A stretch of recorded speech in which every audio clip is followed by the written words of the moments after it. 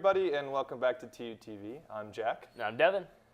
This past weekend, I just filmed something for our upcoming Oscars live show. I don't want to give too much away, but I'll let you know that we're talking about Brendan Fraser a little bit. Yeah. Sliding Brendan Fraser in. What's your opinion on Brendan? Definitely a humbled guy now. Yeah. Definitely had a lot happen to him. What did happen to Brendan? Because I feel like the fans deserve to know this. Well, remember he was called really cocky and arrogant forever, and just like this typical Hollywood diva of an actor. Yeah. But then he went through a divorce. He went through a lot of depression. He gained tons of weight, and nobody would hire him all of a sudden. And really he just got really life's humbling in probably one of the biggest ways. So I have a big hole in my heart for Brendan Fraser. You know, I really love the good guy. Movies. He did some great movies, and he's definitely the centerpiece of our bit coming up. So I hope you guys enjoy that. But for today's episode, no more Brendan. Let's get into it. We're not starring Brendan. Not starring Brendan. All right, thanks, guys.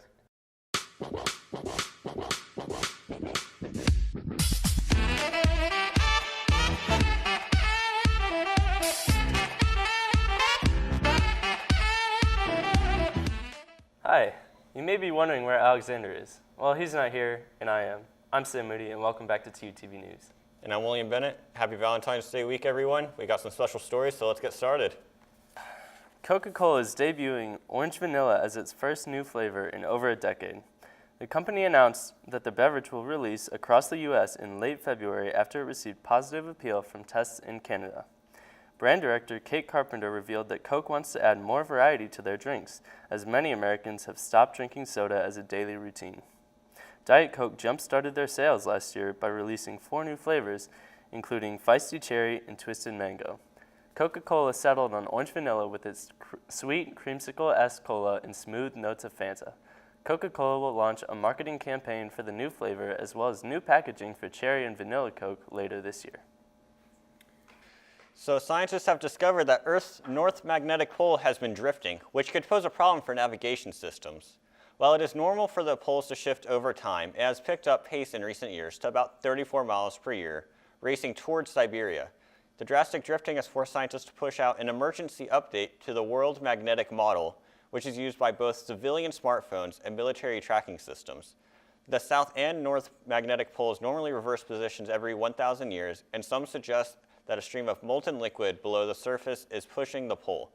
Kieran Begin, a geophysicist who helped create the magnetic map, says that as the liquid iron and nickel in Earth's outer core flows, quote, it creates an electric current that makes a drifting magnetic field, end quote.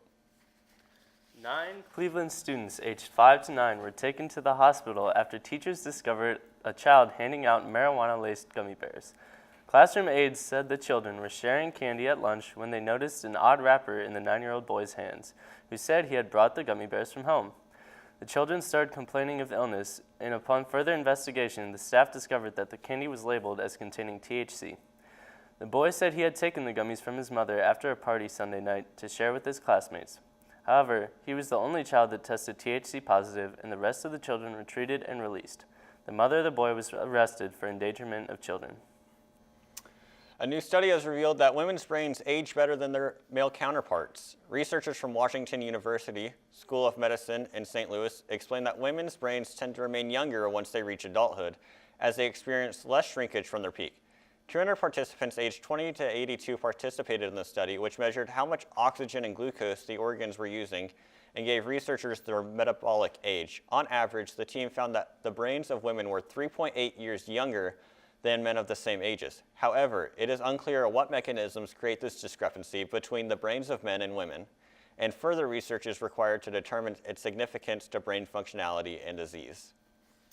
Looking to impress your date with an exquisite dining experience this Valentine's Day? Heinz Ketchup has you covered. The condiment company is celebrating its 150th anniversary this year by releasing ketchup caviar to promote Valentine's Day. The tiny ketchup-filled pearls will help to elevate any meal into a classy 5-star experience, and their limited 150-jar release creates a rare atmosphere exclusive to ketchup-loving couples. Unfortunately, the only way to secure this delicacy was through Heinz's social media sweepstakes, whose deadline has since passed. The lucky winners will be sent the ketchup caviar jars free of charge. One can only hope that Heinz will make these ketchup bubbles of continent caviar more readily available next year, so that all can enjoy the dainty globular natures of these tomato-tasting luxuries. Bon appetit. An Oklahoma man has been praised for his act of kindness while waiting for his flight in the Las Vegas airport. Kevin Armentrout said his little daughter was walking around saying hi to everyone she could until she met Joseph, an Oklahoma man who was in town for a conference. Armentrout said, quote, he asked if she wanted to sit with him.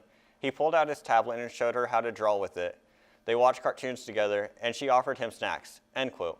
Armentrout said that this is the world he wants for his daughter, coming from different generations, different genders, and different races, but still being the best of friends. He posted the photo and story to Facebook in hopes that Joseph will see it and hopes to thank him for showing his daughter kindness and compassion. So what do you think about that ketchup caviar? Does it contain actual fish eggs? So I don't think it does. I think it's literally just ketchup in a bubble. But I want to know if it's like paintball thick, like it's really hard to squish, or is it like actual eggs, like as soon as you touch it or poke it, like it starts squirting out? See, these are the important questions. Like they sound gross, but honestly, I want to try one. Just like pop one in my mouth, see how it tastes. I just kind of want to know that if I can still put the caviar ketchup on my hot dog sandwiches. Right. Well, that's another debate for another time. But here at TUTV News, this is Sam. And I'm William. See you guys next week.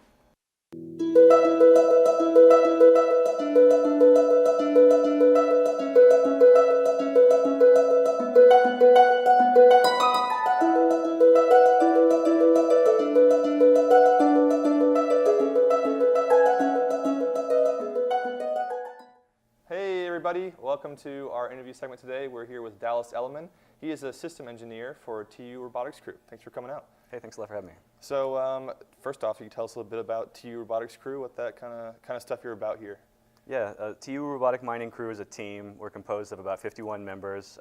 There are about 28 of us that have signed up to go to NASA's robotic mining competition in May. Oh, cool. And this is the second year that TU has participated in NASA's robotic mining competition.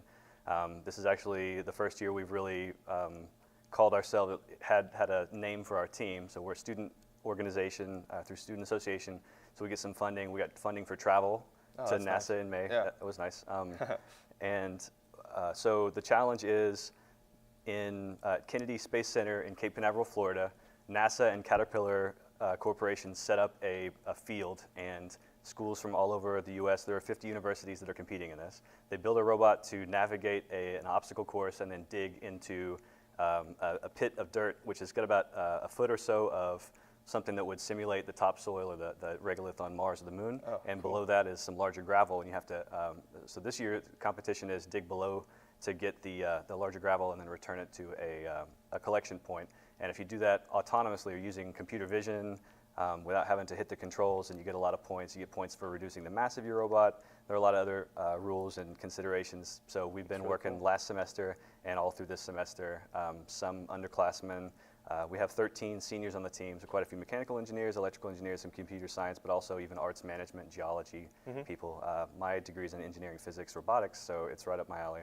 Cool. And then there are underclassmen also who were sort of helping to get ready to take the team over in the next few years. That's really cool. That's really exciting. So how did you get involved with it? How did you hear about it? I just noticed last year that they were getting things up and running, and when I heard about it, I was too busy to do anything, to work in any capacity on the team. So I just sort of put it in the back of my mind, and then over the summer, when I didn't have any classes, after my summer classes finished, I had some extra time, so I started trying to figure out how I could get involved, and it looked like systems engineer would be a good position for me. Cool. So, and what that means is basically helping the mechanical and electrical and computer science teams to coordinate and communicate their efforts. Organizing team meetings. Another big part of the system is getting funding. So it's an expensive undertaking. We have to build a robot, and we got to travel and stay in Florida for like a week. So that's really the most expensive part of it. Yeah, that makes sense. Cool. Yeah. So what point of the project are you guys on now? Right now we're in advanced prototyping stages. So we've got designs for the mechanical aspects of the robot that are nearing completion, like the final stage where we'd actually purchase the materials for the final fabrication, put everything together. But we have a couple of robots. So there's a small robot that the computer systems team is using to experiment with computer vision. So it's just got a couple of cameras and like 4 wheels, and it cruises around. And then we've got a larger one that we can mount the mining system to also, and it's so that's in progress. Within about the next 3 to 4 weeks, we should have a final fabrication design and then start purchasing parts and getting everything together as quick as possible for the computer systems team. Sweet, that's exciting. That's really exciting. So for people that are interested in joining or helping out with that kind of thing, where would they have to go, or where would they join? So we have a Facebook page that is probably the easiest place to go. If you just look up TU Robotics or TU Robotic Mining Crew, Okay. You can find and navigate to an information booklet that we published online that we've been working on. So that's another thing. Cool. It's not just engineering. You know, we got mechanical and electrical engineers and computer science, but we also have people in that group that have other skills like digital design and marketing and things like that. So that we put together a sponsorship packet, which is it's like a 14-page booklet to show outside organizations and companies what we're all about, and to ask them to contribute to our project financially or with advice or whatever. Right. But so that's another project that we've been working on for quite a while. That's kind of where we're at. Cool. Yeah. So if someone said specifically, they don't like building robots, but they say like I want to help with let's say like the visual aspect or something. I kind of lost your question there, but yeah, if anybody wants to get involved in it, it's not just for engineers. We also need artistic design. We got a web page that needs to be maintained. We also do outreach throughout the year. So if you're interested in getting involved with K through 12 education, we've done stuff with the Brownies, with local schools, Little Lighthouse. Yeah. So there's a lot, and it's not just for engineers, it's for people from all majors. Great. Awesome. Well, thank you for coming out and telling us about this. It sounds really cool, and I'm sure people that are interested would love to help out. So thanks again. Yeah, thanks a lot. All right. You have a good one.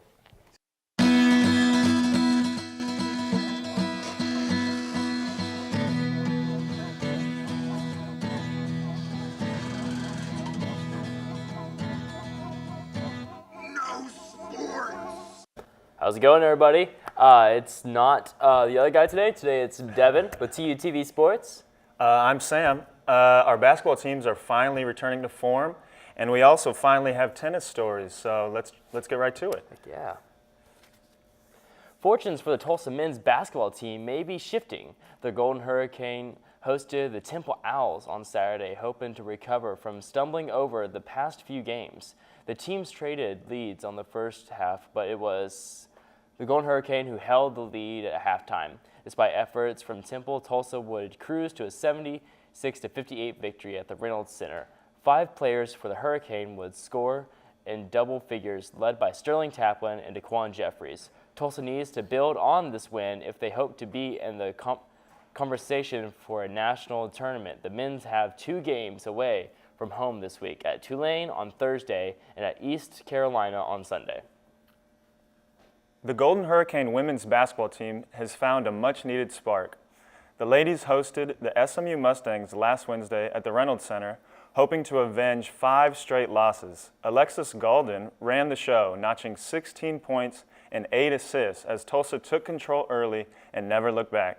The Hurricane overwhelmed the Mustangs 49-35. Next up at home, Tulsa faced the Tulane Green Wave, a tougher conference opponent.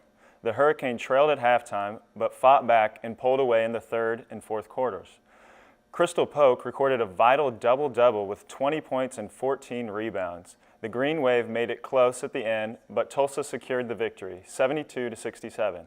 Next up for the Hurricane is a trip to Tampa, Florida, to take on the USF Bulls on Saturday. The Oklahoma City Thunder have continued their winning run. A solitary loss in Boston is their only blemish in their last 11 games. This week included a couple of big wins against the Magic and the Grizzlies. And the show of the week, however, was Saturday night. MVP candidates went head-to-head Houston as the Thunder traveled to take on James Harden and the Rockets. The game turned out to be quite the battle. Houston had a 26-point advantage in the third quarter, but the Thunder would not go away. Paul George and Dennis Schroeder led a huge comeback that ultimately saw OKC take the lead, and the contest was back and forth in the late stages, but the Thunder would have 117-112. James Harden continued this stellar play, scoring 30 or more points on his 29th consecutive game. Russell Westbrook records a triple-double in his 9th consecutive game. The Thunder will play Portland and New Orleans this week. before the All-Star break next weekend. The Tulsa women's tennis team are at the races this year. The Golden Hurricanes swept local rivals Oral Roberts and Arkansas Pine Bluff in mid-January to prepare for the tough part of their schedule. The end of the month proved to be just that, losing to Miami and UCF in the ITA kickoff weekend. After beating Central Arkansas, the Golden Hurricane would host number 8 UCLA, and it was not a pleasant outing. The Bruins would sweep Tulsa here at the Case Tennis Center to continue their winning run. The ladies will take to the court this weekend at home against Arkansas. The Golden Hurricanes men's tennis team has been on a roll so far this year. They are 9-3 so far on the season, with the longest winning streak at 7 matches in a row. The streak included sweeps of Arkansas, Pine Bluff, ORU, and Omaha at home. The missteps for Tulsa include a loss to Fayetteville to Arkansas and at home this past weekend to number 6 Texas. Freshman Crowdy Pearson to unbeaten in the last 10 singles matches for the Golden Hurricane, picking up another victory this weekend. He will put the streak on the line this upcoming weekend when Tulsa hosts LSU at the Case Tennis Center. America loves its football. This weekend, a week after the Super Bowl, was the inaugural weekend of the Alliance of American Football. The league will run for 10 weeks and conclude in April. It consists of 8 teams, mostly playing in college stadiums across the South. The league features several crucial rule changes, such as the elimination of kickoffs and the kicked extra point. In contrast to previous professional football leagues that have spawned in the past, the AAF is working with the NFL to grow its fan base. The Alliance has broadcast deals with CBS and TNT, as well as its own app that it plans to stream games from. In terms of ratings, it was an opening night success. It even topped the Thunder Rockets game on ABC.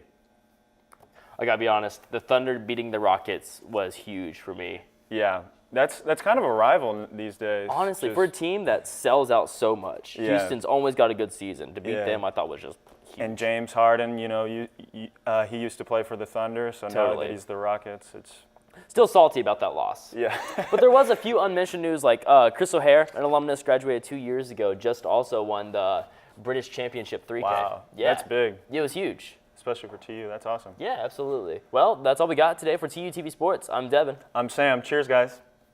Hey guys, I'm glad to have you back for this week's campus calendar. Let's get to it. So this week, as you know, is the Big V, and why not have a few Valentine's Day events to go with it? On February 12th, SA is hosting an interrelationship speed dating on the Alcove Room in the Student Union for an opportunity to mingle with diverse groups of students from 6:30 to 8:30. And on February 13th, we continue Black History Month with #Throwback Event, throwing back to all the love episodes from your favorite Black TV shows at 7 p.m. in Hardesty Hall, multi-purpose room from ABC. That's all I have for this week. Students, have a great week and enjoy your Valentine's Day. I'm Sierra Thorne, and thanks for watching your campus calendar.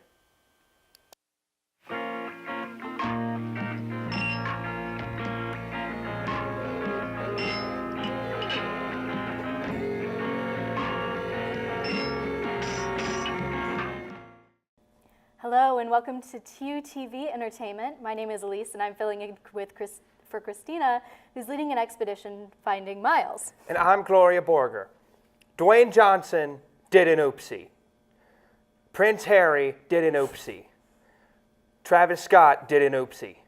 Next news. Let's get to it.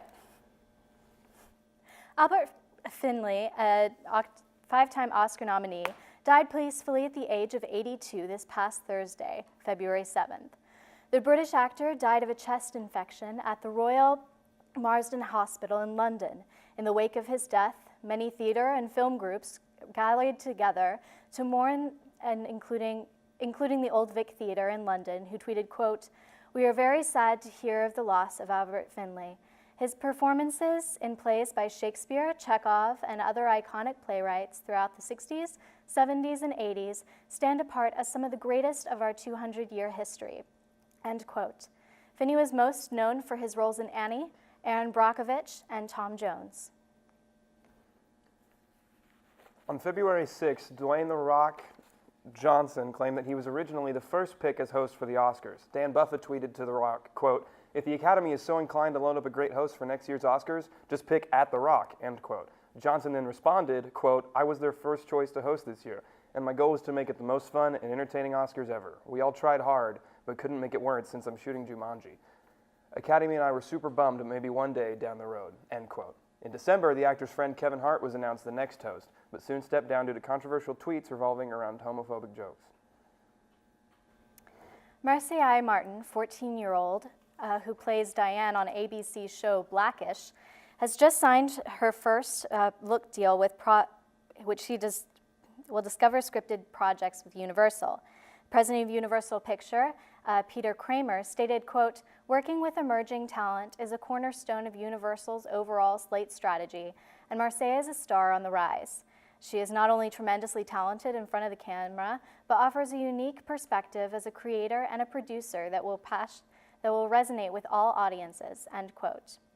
Martin has already been making many projects, but her first movie underway is the comedy Stepmother. The Young and the Restless daytime soap opera paid tribute to Christophe St. John, one of their main actors on the show.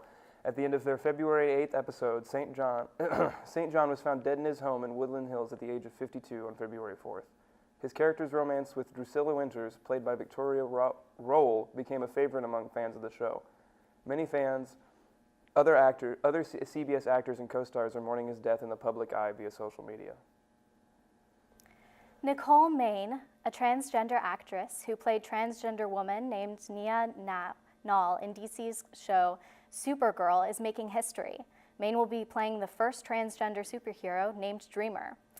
Fans will also be able to witness the superhero in her full glory in the episode Menagerie, which will air on the CW channel on February 17th.